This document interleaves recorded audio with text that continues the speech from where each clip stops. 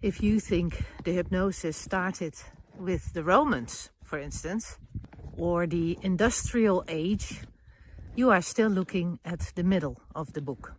To find the first line of hypnotic code, we have to go back 10,000 years to the Neolithic Revolution. The moment we signed our first contract. Before the first city-state, humans were participants in the uncontrollable. We lived in a high-frequency dialogue with the wild. There was no room for hypnosis. If you hallucinated reality, you did not survive.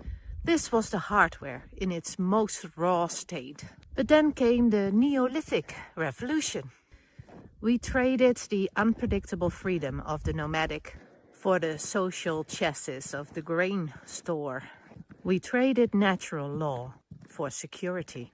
And this was the first neutralized circuit.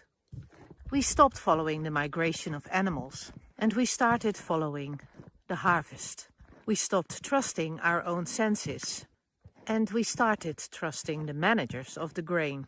This was the birth of king priests, the first architects of the proxy. They managed to convince us that they had a more direct line to the divine than we did.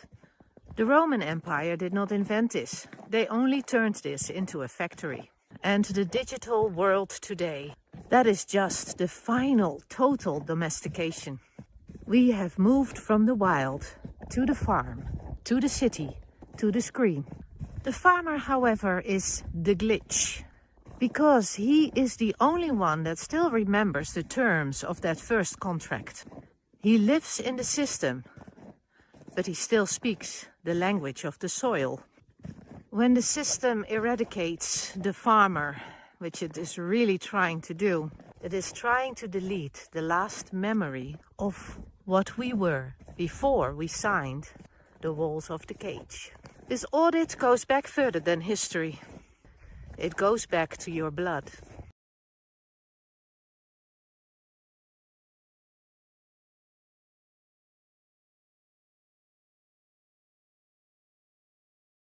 The Neolithic Revolution gave us the cage, but the Roman Empire gave us the interface.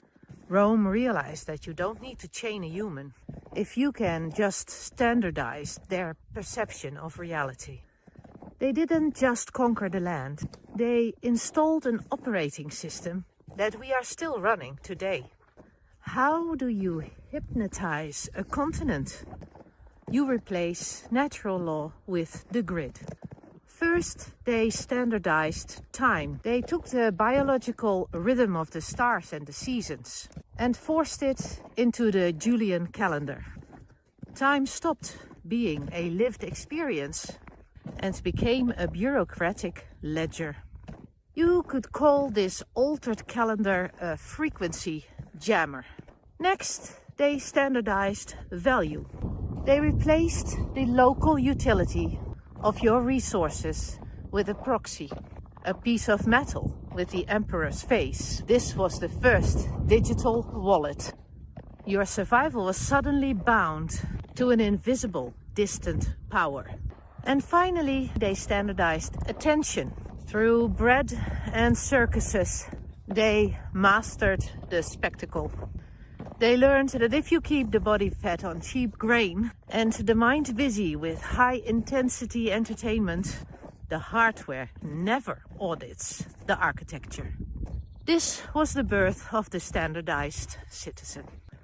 The empire didn't need a soldier on every corner because they had installed a Roman governor in the mind of every person.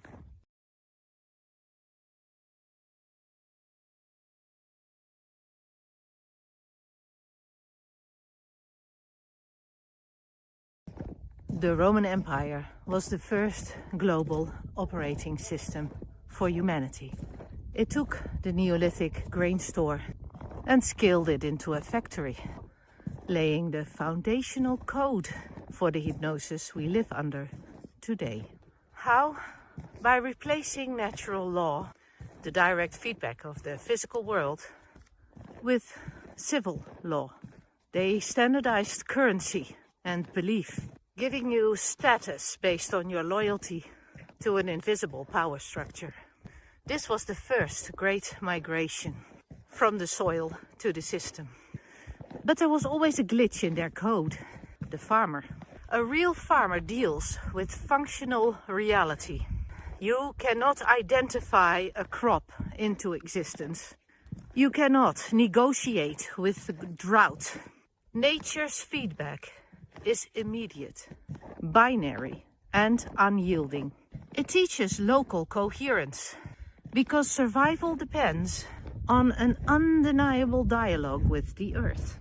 This is why the farmer has always been the most troublesome for any empire. They are impossible to fully hypnotize. Their hardware is constantly recalibrated by the raw forces of nature. They cannot be networked. Today the system has learned it cannot hypnotize the real farmer, so it has to eradicate them. And let's be clear, with a farmer I don't mean the massive industries using GMOs and treating animals as objects. Those are not farmers. They are economists. They are part of the hypnosis, the dangerous belief that life is makeable. Look at the current laws, the nitrogen caps, the subsidy traps, the regulations. They are not about sustainability. Because if they were, they would actually prioritize things that actually work for this earth. They are eviction notices. They are designed to break the last physical tether to natural law. Because when the real farmer is gone, the last vestige of unhypnotisable reality disappears. The human unit becomes fully available for the digital proxy. The war on the farmer is the war on functional reality. Are you still tethered to nature's code, or have you migrated to the emperor's system?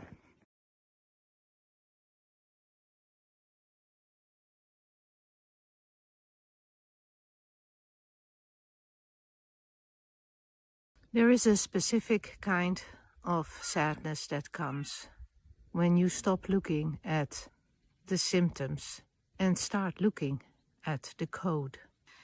It is a realization that the hypnosis isn't just something that we were taught in schools or something that we see on our screens.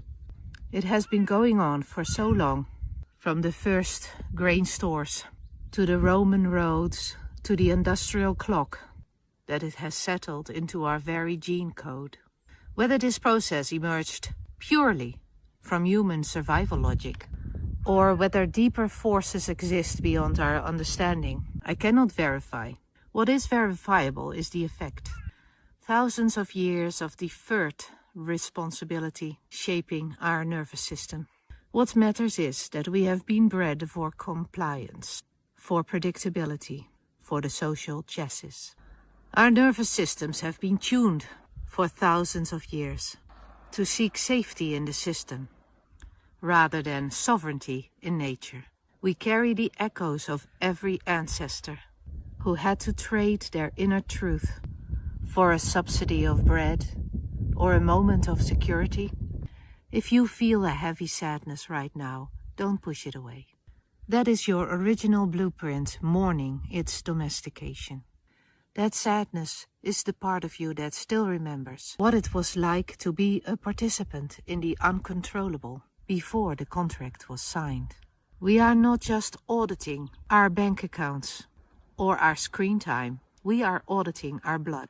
The slave program is deep, but it is not the whole story. The very fact that you can feel the sadness, that means that the program is failing. A perfect slave does not feel the weight of the chain. We are waking up to the grief so that we can finally wake up to the truth.